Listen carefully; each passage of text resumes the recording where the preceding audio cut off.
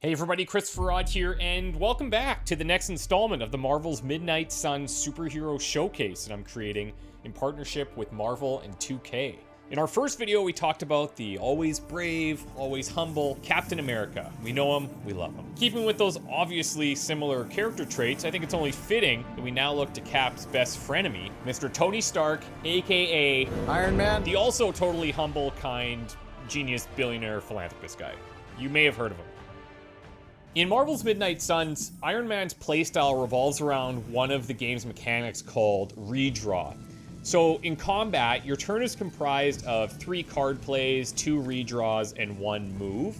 Using redraw allows you to get rid of a card that you don't currently need in hopes of getting one that you do. However, Iron Man has a habit of making himself the center of attention. You may have noticed this previously. Many of his cards get buffed in your hand when you choose to use one of your redraws on them. As a result, he's basically a jack of all trades, but he masters them all too. Area damage, direct damage, support, defense. The man can blast anything, and on a personal aside, he's also a blast to play with. So when asking yourself, is this a mission for Iron Man?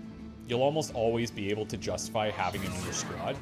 You do have to keep his redraw mechanics in mind though, because to utilize his powers effectively, you want your precious redraws to be consumed for Iron Man's benefit. Hope Hydra has good insurance. Now if he's paired with allies that rely on using a lot of heroic abilities, you may find that your hand gets clogged with expensive heroics that you can't play because you're using all of your redraws on Iron Man cards, so plan accordingly. I hope you are building one of those suits for me. Maybe instead of asking yourself the question, is this a mission for Iron Man?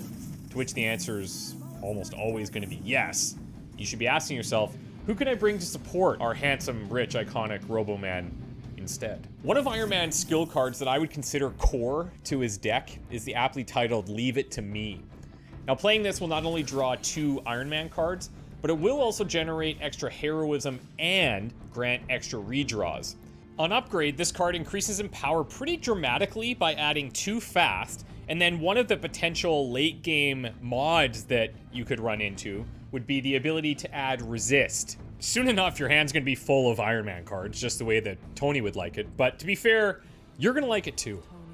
So now you've got yourself a handful of Iron Man cards, and you want to be able to generate even more redraws so you can buff them up. Well, if you spend your time developing your friendship with Tony, which isn't always easy, the payoff will definitely help.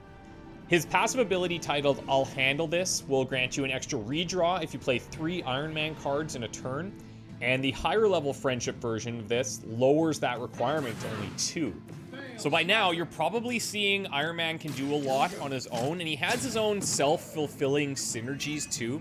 And this is without even talking about some of the damaging skills, so let's get into that. It really is a great way to stay in shape. One of his heroics is called Surgical Strike, and that's going to let you chain together a number of attacks based on how close the enemies are in relation to each other. The number is based on the amount of Iron Man cards that you have in your hand at the time. Now earlier we talked about potentially having a clogged hand, but if your hand is clogged with Iron Man cards, then Surgical Strike is going to absolutely crush. Not all clogs are alike, my friend. It's not uncommon to be able to chain 5+ attacks if you play your cards right, and when you invest in upgrading Surgical Strike, you can reduce the heroism cost, and one of the potential late game upgrades could add a chance to apply Vulnerable. Now, if chaining enemies isn't tickling your metal, then maybe air superiority will put a dent in your suit. Okay, I'm done. Why have a limit to the number of enemies you hit when you can just damage them all? Air superiority not only looks stunning, but it can absolutely clear a battlefield if handled correctly. Now, before you play air superiority, you may want to use some of your redraws on it, because each time you do, you're going to add 10 damage. And upgrades on this card are well worth it as well. The first upgrade lets you more than double the base damage, and one of the potential late game upgrades could apply a mark to every remaining Hydra, setting up future free card plays really nicely.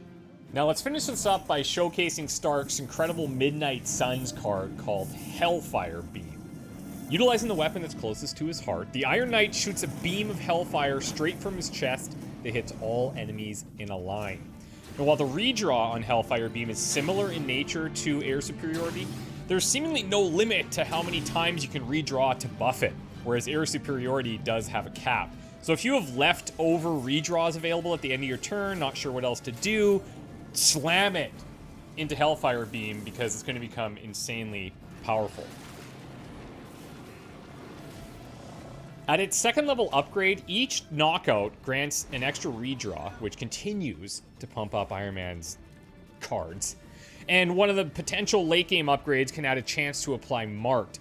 All of this at a lower heroism cost than Air Superiority, and I mean, just look at it. Visually, one of my favorite skills on the entire roster.